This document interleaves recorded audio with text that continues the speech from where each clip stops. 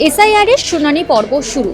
প্রথম পর্যায়ে মূলত 2002 সালের ভোটার তালিকার সঙ্গে যাদের ম্যাপিং হয়নি সেই সমস্ত ভোটার অর্থাৎ 32 লক্ষ ভোটারের এই শুনানি পর্বতে ডাকা হয়েছে এবং এই ধাপে ধাপে এই শুনানি পর্ব চলবে।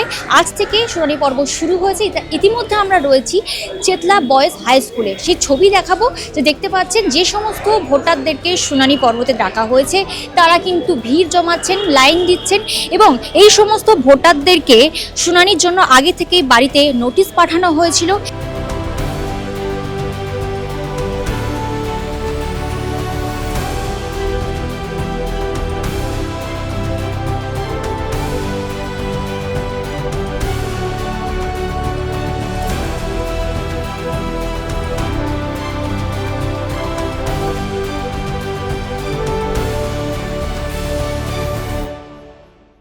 मेरा नहीं, एक्चुअली मैं 2015 में मैं यहाँ गया था राजस्थान से। उसके बाद मेरा 10, 11, 12 सारा यहीं पढ़ाई किया और यहीं पे जॉब करता हूँ मैं।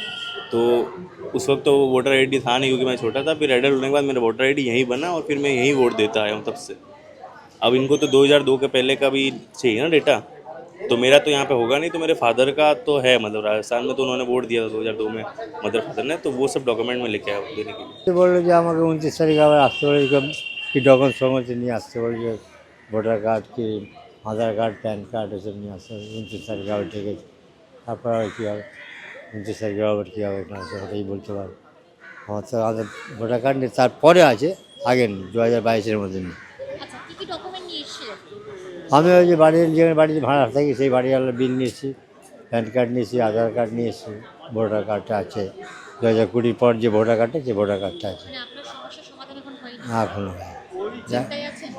চিন্তা কী হবে, চিন্তা শুনুন গরিব রোজ মজুরি খাই আর খেটে নে খাই, এদের চিন্তার আর কিসে। যখন আর চিন্তা যাদের পয়সা আছে তাদের বেশি চিন্তা, আমাদের কোনো চিন্তা নেই। আমি দেশের বাড়িতে যাই না, ছোটো থেকে এখানে চলে এসেছি, ছোটো থেকে এখানে চলে দেশের বাড়ি থেকে আমাদের ভাই বোন না কেউ যায়। 2002-এ নাম নেই, আমার ছেলের বার্থ সার্টিফিকেটটা নিল, ব্যস্ত আমার হয়ে গেল। আমার না, আমার সমস্যা, ছেলেরটা সব ঠিক আছে, তাই বললো আপনার সাথে ছেলের কি সম্পর্ক, তাই তো দেখে দেখে নিয়ে নিল। না, 2002-এ আমার নাম ছিল না। অ্যাকচুয়ালি আমার ভোট দেওয়ার বয়স হয়ে গেছিলো কিন্তু আমি নামটা তুলিনি। 2006-এ আমি নাম তুলেছি। আমি আমার সমস্ত ডকুমেন্টস যা যা আছে, ভোটার, আধার, প্যান, মাধ্যমিকের অ্যাডমিট, তারপরে ম্যারেজ সার্টিফিকেট যা যা আছে, রেশন কার্ড, বাবারও সব নিয়ে এসেছি। সমাধান কিছু না, হয়ে গেছে বললো। না না না, আর কিছু করতে হবে না, আমি ভোটার কার্ডটা আনিনি আগের পুরোনোটা, সেটা দিয়ে যেতে হবে।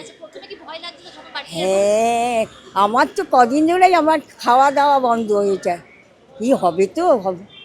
তাহলে তো সবাই বললে ভয় পাস না, হয়ে যাবে ঠিক। হ্যাঁ, এখন স্বস্তি। এই যে শুনানি পর্ব, সেখানে রয়েছে বিএলও, এইআরও, ইআরও এবং তার পাশাপাশি যেমন বুথ লেভেল অফিসাররাও যেমন সাহায্য করছেন, ঠিক তেমনই সুপারভাইজার তারাও কিন্তু বসে সেই সমস্ত ভোটাররা যারা আসছেন তাদের সমস্যার কথা শুনছেন এবং তাদের কি করণীয় সেই সমস্ত কথাও কিন্তু জানাচ্ছেন। এবং ভিতরে যখন যাচ্ছেন তারপরে সেখানে শুনানি পর্ব চলছেন, সেখানে কিন্তু বাইরের কোনো ব্যক্তিকে ঢোকার কোনো প্রবেশ নেই এবং যারা মাইক্রো অবজারভার তারাও কিন্তু রয়েছেন। এবং আজ থেকে এই যে শুনানি পর্ব শুরু হয়েছে তা চলবে 7 ফেব্রুয়ারি পর্যন্ত।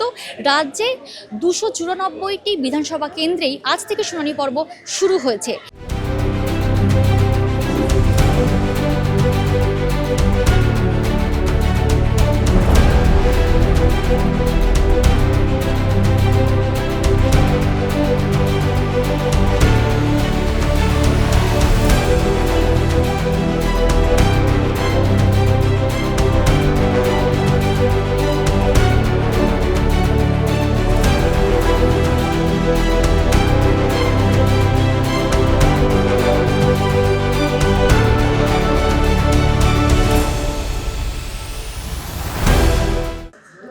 আমাদের এখানে ব্যাপার হচ্ছে যাদের কোনো ডিসপুট পেরিয়েছে সেগুলোই আর কি স্যারেরা আর কি ওগুলো মোটামুটি যেগুলো ডিসপুটেন্সি ছিল মানে উনিরা সেগুলো চেক করেই নিচ্ছে, এর বেশি কিছু নেই।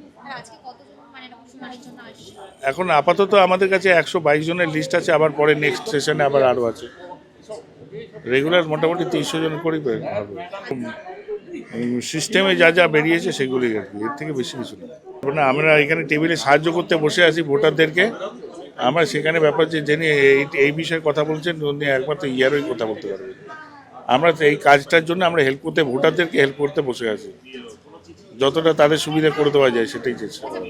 আমাদেরকে এই ভোটারগুলো আসছে, ওর সব ডকুমেন্টগুলো স্যারকে প্রোভাইড করছি, স্যাররা চেক করছে, তারপরে আপডেট করে এদেরকে ছেড়ে দিচ্ছে। কাছের চাপ ওটা তো হবেই, কাজ তো আছে। যাদের মিসম্যাচ আছে, মনে করুন ম্যাক্সিমাম লোকের দেখা যাচ্ছে কুমার, কেউ লিখেছেন কেয়ার, কেউ লিখেছেন কুমার, আবার ডকুমেন্টসে কেউ ব্ল্যাঙ্ক সই করছে। এই মিসম্যাচগুলো সিলি মিসম্যাচগুলোর জন্য হিয়ারিংয়ে ডাকা হয়েছে।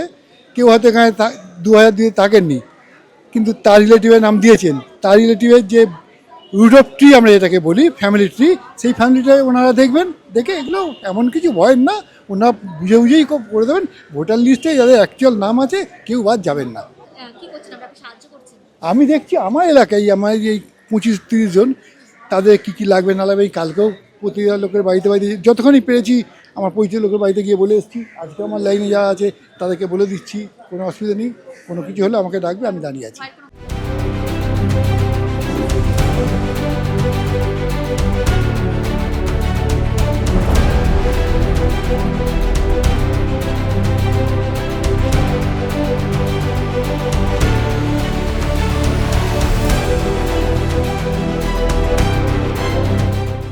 শুনানিতে ডাক পাওয়া ভোটাররা নথি হিসেবে ইলেকশন কমিশনের তরফ থেকে যে 13টি নথির কথা উল্লেখ করেছিল, তার মধ্য থেকে যে কোনো একটি নথি আনলেই হবে, কিংবা প্রয়োজন পড়লে একাধিক নথিও দেখছেন কিন্তু এই শুনানিতে।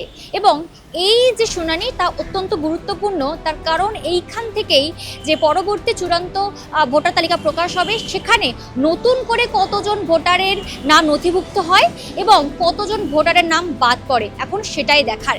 ক্যামেরায় রতিন কুণ্ডুর সঙ্গে প্রিয়াঙ্কা পাত্র, সংবাদ প্রতিদিন.in। ফলো করুন সংবাদ প্রতিদিন ডিজিটাল।